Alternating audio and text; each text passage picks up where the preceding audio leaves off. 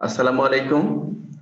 রাজবাড়ী সরকারি college online ক্লাসে 2020-21 শিক্ষাবর্ষে ভর্তিকৃত একাদশ শ্রেণীর সকল শিক্ষার্থীকে স্বাগত জানাচ্ছি আজকের অর্থনীতি ক্লাসে। আজকে তোমাদের সঙ্গে ক্লাস নিতে আমি আছি শেখ গোলাম রাসেল, প্রভাষক অর্থনীতি বিভাগ, রাজবাড়ী সরকারি কলেজ। তোমরা ইতিমধ্যে আমাদের বিভাগের প্রধান স্যার এবং অন্যান্য স্যারের ক্লাস করেছো। তো তোমাদের সঙ্গে আজকে আমার প্রথম ক্লাস, আমার পরিচয় তোমাদের সঙ্গে সামনে পেশ করলাম। তো আমাদের ইতিমধ্যে অর্থনীতি প্রথম পত্রের প্রথম অধ্যায় এবং দ্বিতীয় অধ্যায় ভোক্তা ও উৎপাদকের আচরণ কিছু অংশ পড়ানো হয়েছে।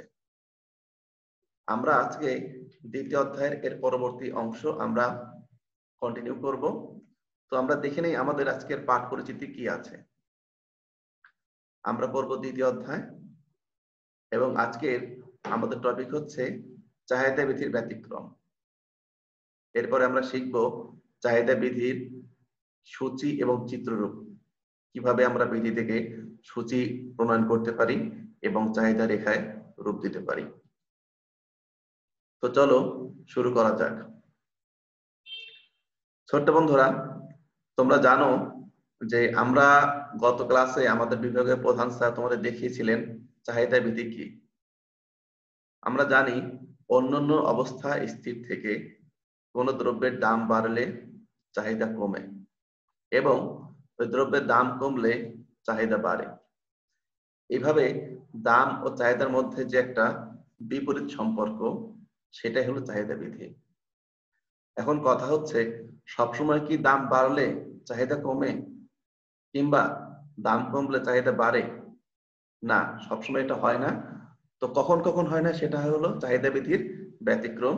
তো আমরা দেখব ব্যতিক্রমগুলো কি কি আছে। প্রথমেই ক্রেতার আয়। যদি কোনো দ্রব্যের দাম বৃদ্ধির সাথে সাথে ক্রেতার আয়ও বৃদ্ধি পায়, তাহলে ওই দ্রব্যের চাহিদাটা কমে না, বরং বাড়ে।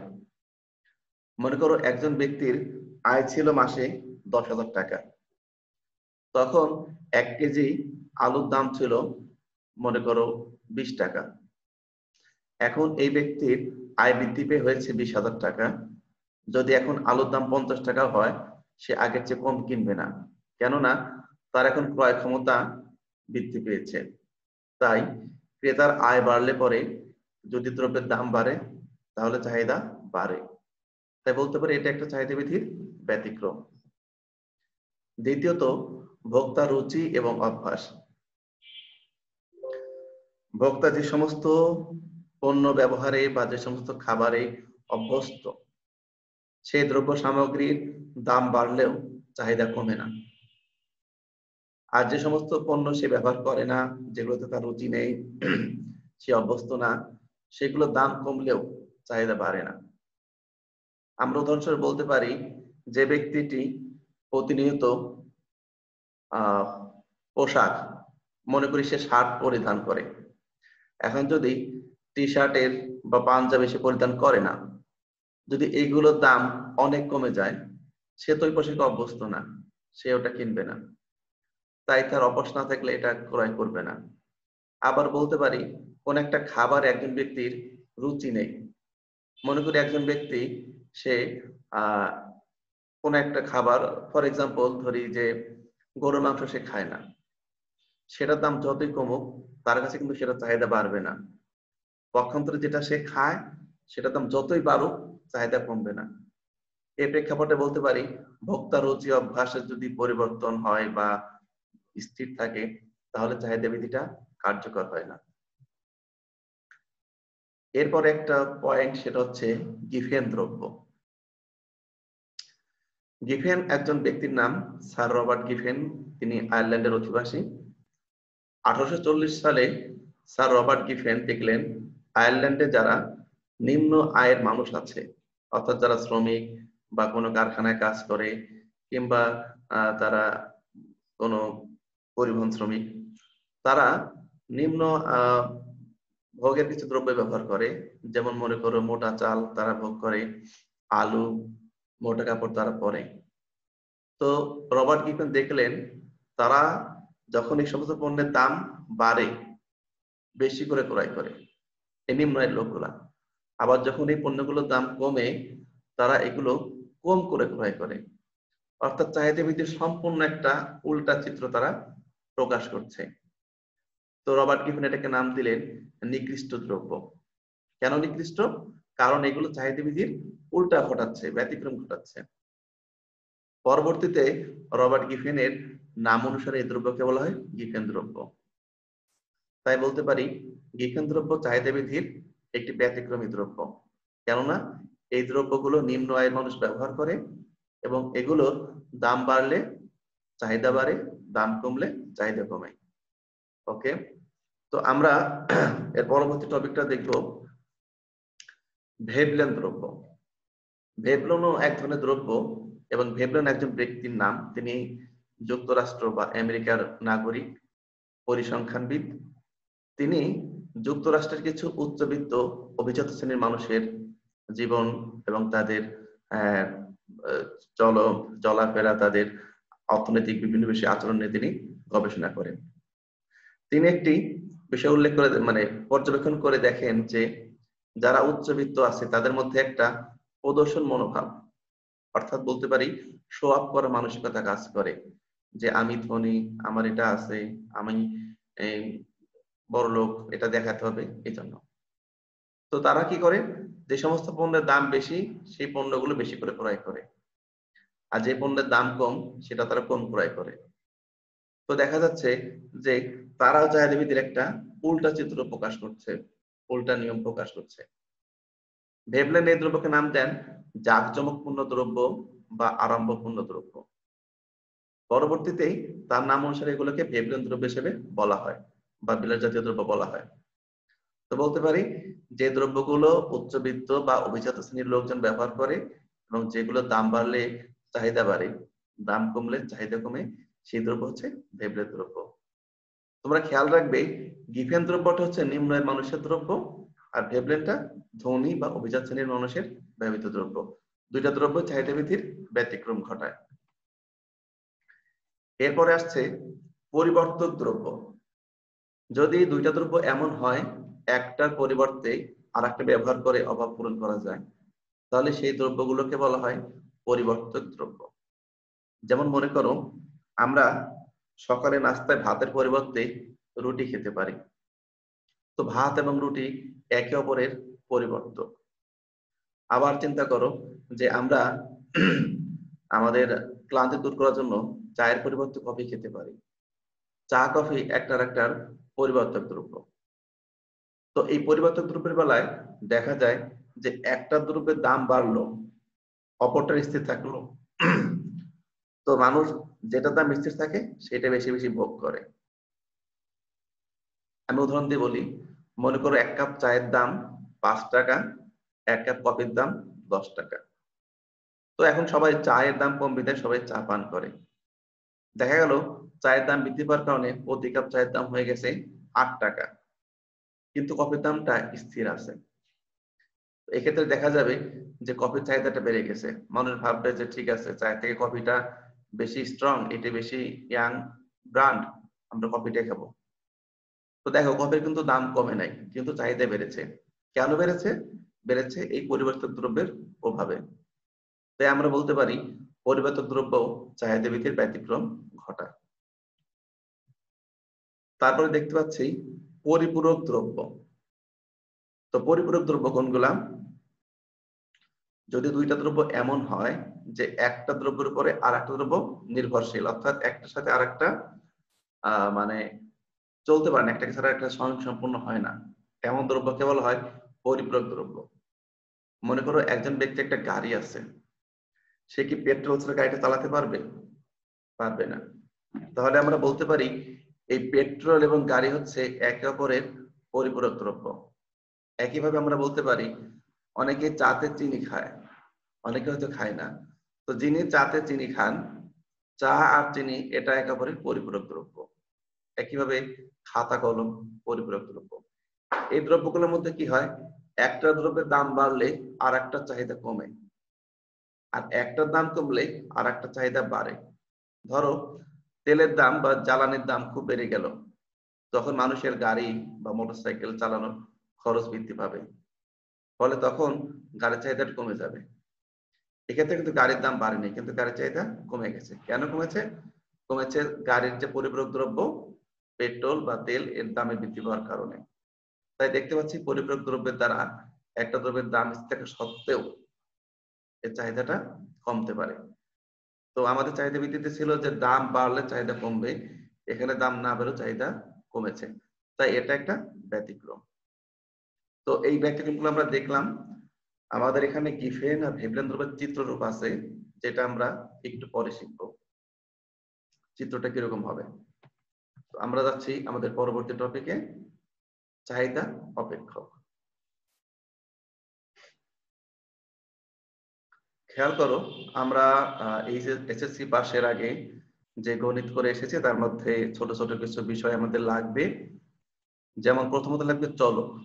চলক কাকে বলে? আমি অপেক্ষকটা বলার জন্য এটা বলছি আসলে, কারণ না বললে তুমি বোঝানো তোমার কষ্ট হবে। কোন যে সমস্ত গাণিতিক প্রতীকের মানটা স্থির, যে সকল গাণিতিক প্রতীকের মান পরিবর্তনশীল, মানটা স্থির নয়, তাদেরকে বলা হয় চলক। আমি আবার বলছি, যে সকল গাণিতিক প্রতীকের মান পরিবর্তনশীল, স্থির নয়, তাদেরকে বলা হয় চলক। যেমন এক্স ওয়াই ইত্যাদি। তো চলক দুই রকম হয়, স্বাধীন চলক, অধীন চলক। যে সকল চলক নিজের নিজের মান গ্রহণ করতে পারে তাদেরকে বলা হয় স্বাধীন চলক। আর যে চলকটি মানের জন্য অধীন চলকের উপর নির্ভরশীল, স্বাধীন চলকের উপর নির্ভরশীল, তাকে অধীন চলক বলে। তো আমরা যদি দাম চাহিদার ক্ষেত্রে দুইটা বিষয় খেয়াল করি, একটা হচ্ছে দাম আর একটা চাহিদার পরিমাণ। দাম এবং চাহিদার পরিমাণ, আমরা জানি দাম বাড়লে চাহিদা কমে আর দাম কমলে চাহিদা বাড়ে। তো দামের উপর চাহিদাটা নির্ভরশীল, তাই দামটা হবে স্বাধীন চলক আর চাহিদাটা হবে অধীন চলক। এই স্বাধীন চলক আর অধীন চলকের যে নির্ভরশীলতার সম্পর্ক, তার গাণিতিক প্রকাশ হবে অপেক্ষক। তো একইভাবে চাহিদা অপেক্ষক কি হবে? কোন দ্রব্যের দামের সাথে চাহিদার পরিমাণের যে সম্পর্ক বা নির্ভরশীলতার সম্পর্ক, তার গাণিতিক প্রকাশকে চাহিদা অপেক্ষক বলে। আমরা একটা অপেক্ষক দেখি। আমরা দেখতে পাচ্ছি QD equal to function of P. এখানে QD means quantity of demand বা চাহিদার পরিমাণ, পি ইকুয়াল টু প্রাইস বা দাম, আর এফটা হচ্ছে অপেক্ষক নির্দেশক চিহ্ন, ফাংশন যেটাকে আমরা বলি। তাহলে এটা হচ্ছে চাহিদা অপেক্ষকের একটা গাণিতিক রূপ। তবে চাহিদা, কোন দ্রব্যের চাহিদা শুধু দাম ছাড়াও ভোক্তার আয়, রুচি এবং অভ্যাস, পরিপূরক দ্রব্য এগুলোর দাম ইত্যাদির উপরে নির্ভর করে। তাই আমরা লিখতে পারি চাহিদা অপেক্ষকটা QT equal to function of P Y T P R. এখানে পি হচ্ছে প্রাইস বা দাম, ওয়াই হচ্ছে ক্রেতার আয় আর কি ইনকাম, টি মানে হচ্ছে টেস্ট বা রুচি, P R price of related goods বা সম্পর্কিত দ্রব্যের দাম, অর্থাৎ পরিবর্তক বা পরিপূরক দ্রব্যের দাম। তাহলে এভাবে আমরা চাহিদা অপেক্ষক সম্পর্কে জানতে পারলাম। এবার আমরা শিখব চাহিদা সমীকরণ।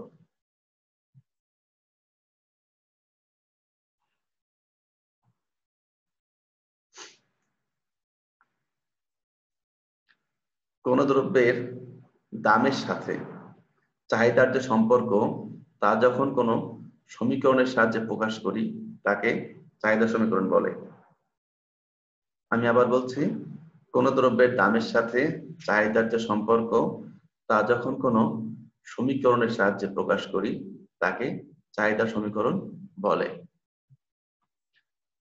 তো চাহিদার আদর্শ সমীকরণটা হচ্ছে D equal to A minus BP. দেখো এখানে ডি, আমি মানেগুলো দেখাচ্ছি। এখানে ডি হচ্ছে ডিমান্ড বা চাহিদার পরিমাণ, পি মানে হচ্ছে প্রাইস বা দাম, আর এ এবং বি এ দুটো হচ্ছে পরামিতি। পরামিতি কি?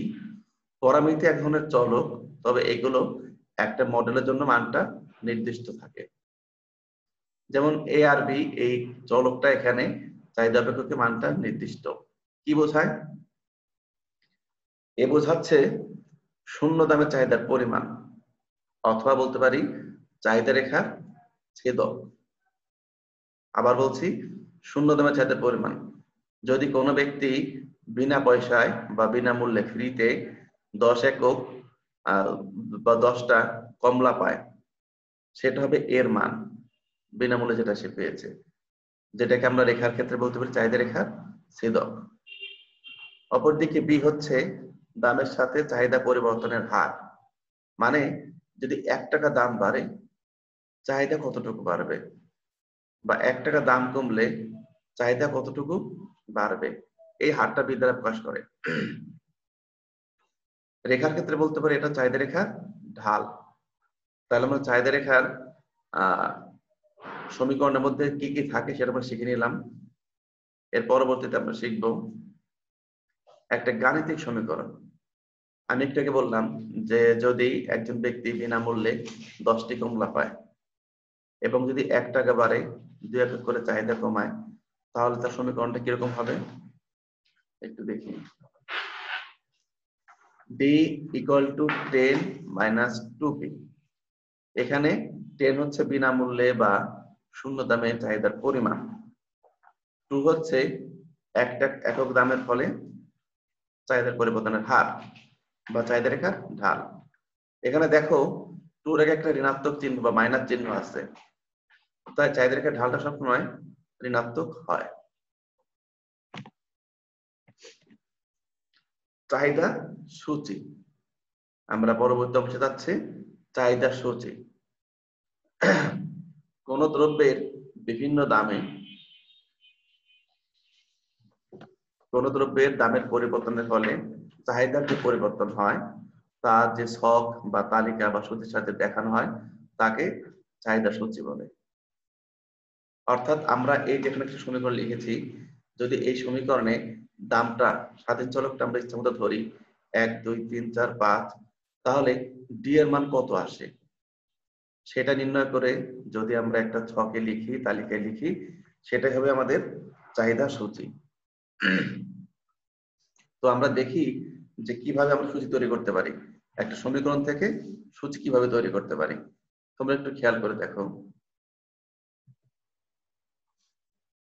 দেখো আমার সমীকরণটা ছিল d = 10 - 2p।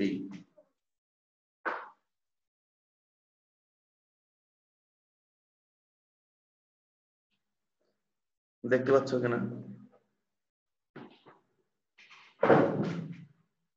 d = 10 - 2p ছিল। এই সমীকরণ দেখো p এর মান যদি 1 ধরি, যদি p 1 হয়, p = 1 হলে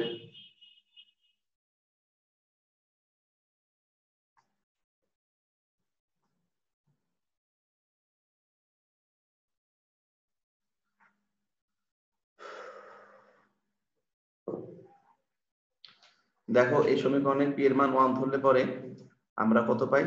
d এর মান পাই 8। যদি একইভাবে আমি p এর মান 2 3 4 ধরি, তাহলে d এর মান কত পাচ্ছি? 6 4 2। তুমি দেখো আমি বলেছিলাম, একটু আগে স্লাইডে যাচ্ছি, দেখো এখানে সমীকরণ ছিল 10 - 2p। আমি বলেছিলাম p এর সাথে কত আছে? 2। তার মানে প্রতি 1 টাকা দাম বাড়লে 2 করে চাহিদা কমবে, অথবা 1 করে দাম কমলে, 1 টাকা দাম কমলে 2 একক করে চাহিদা বাড়বে। তো দেখো পরবর্তীতে আমাদের কি হয়েছে, দাম 1 টাকা 1 টাকা করে বাড়ছে প্রত্যেকবার, আর চাহিদা 2 একক করে কমেছে। অর্থাৎ পির সাথে যে মানটা থাকবে, পির মান 1 বৃদ্ধি পাওয়ার ফলে ততটুকু করে চাহিদা কমবে, ডির মান কমবে।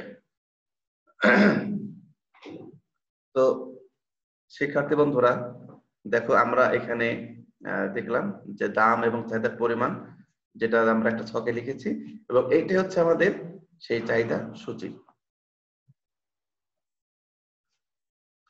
তো তো দেখো সূচিতে দেখা যাচ্ছে যে দ্রব্যের দাম বৃদ্ধির সাথে সাথে চাহিদা কমতে থাকে।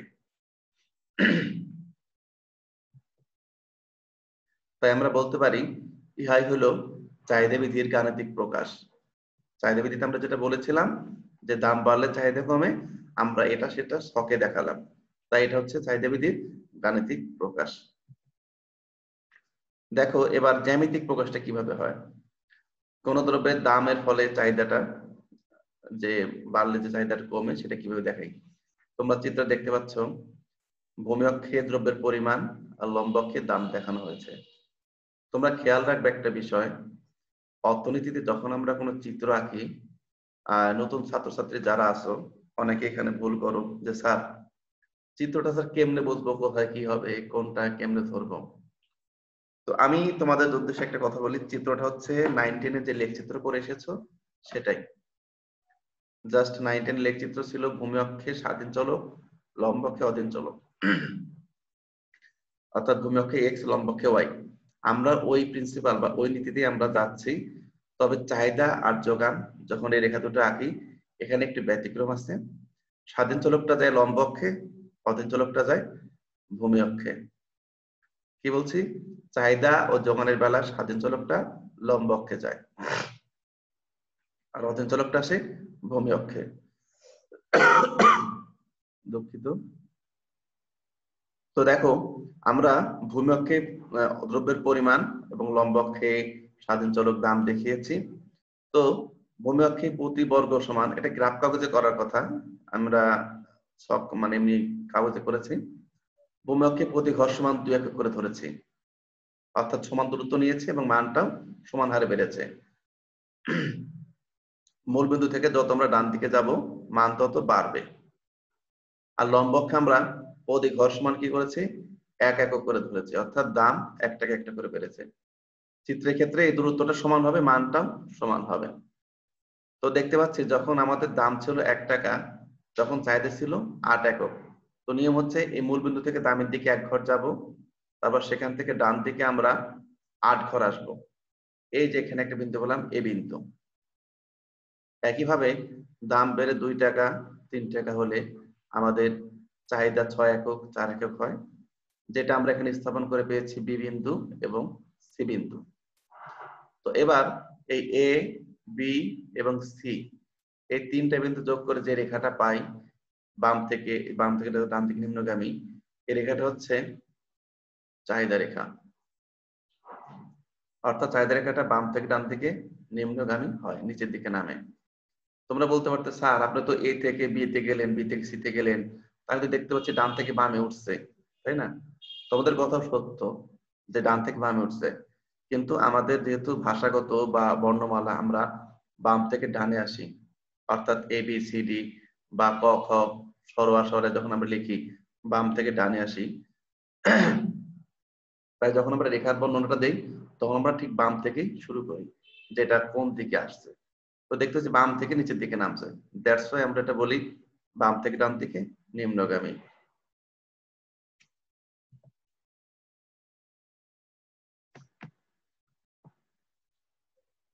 আচ্ছা, তাহলে আজকে আমরা যেটা শিখলাম সেটা হচ্ছে চাহিদা বিধির ব্যতিক্রম।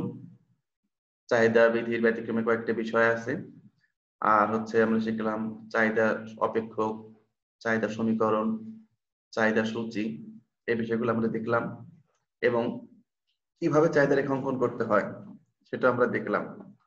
তো আমি তোমাদের একটু ব্যাকে যাচ্ছি।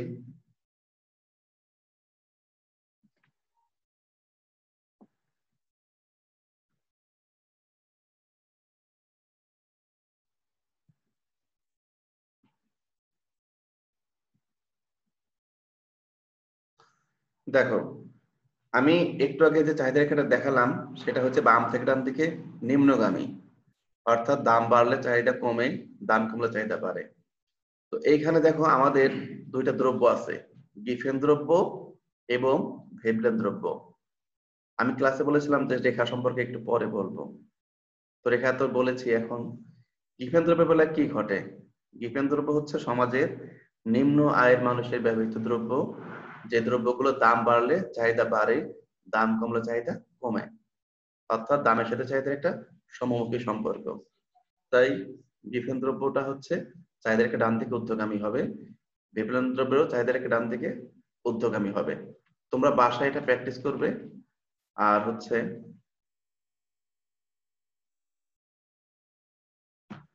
তোমাদের বাড়ির কাজটা একটু খেয়াল করে দেখো। তোমাদের আমি একটা সমীকরণ দিয়ে দিলাম, এখান থেকে তো চাহিদা রেখা আঁকবে। তো তোমরা স্ক্রিনশট দিয়ে তোমরা মোবাইলে এগুলো নিতে পারবে, তখন আস্তে আস্তে করতে পারবে, ভিডিও দেখার দরকার লাগবে না। আর চাহিদা ভিত্তিক কার্যকর হয় না এমন কয়েকটি কারণ উল্লেখ করো। আর যদি আজকের ক্লাসে কোনো কিছু বুঝতে বা কোনো প্রশ্ন জাগে মনে, তাহলে তোমরা আমাকে নির্দ্বিধায় কল করতে পারো বা সংযুক্ত মেইল করতে পারো কিংবা ফেসবুকে সংযুক্ত হতে পারো। এখানে আমার বিস্তারিত ডিটেলস দেওয়া আছে। তবে তোমাদের পরিচয় থাকতে হবে। যদি ফেসবুকে অ্যাড হতে চাও যে আমি রাজবাড়ী কলেজে পড়ি, আমি এত শ্রেণীতে পড়ি, এটা। তো ধন্যবাদ তোমাদেরকে। তোমাদের পরবর্তী ক্লাসে আমরা যা দেখাবো সেটা আমরা পরে আলোচনা করব। ভালো থেকো সবাই।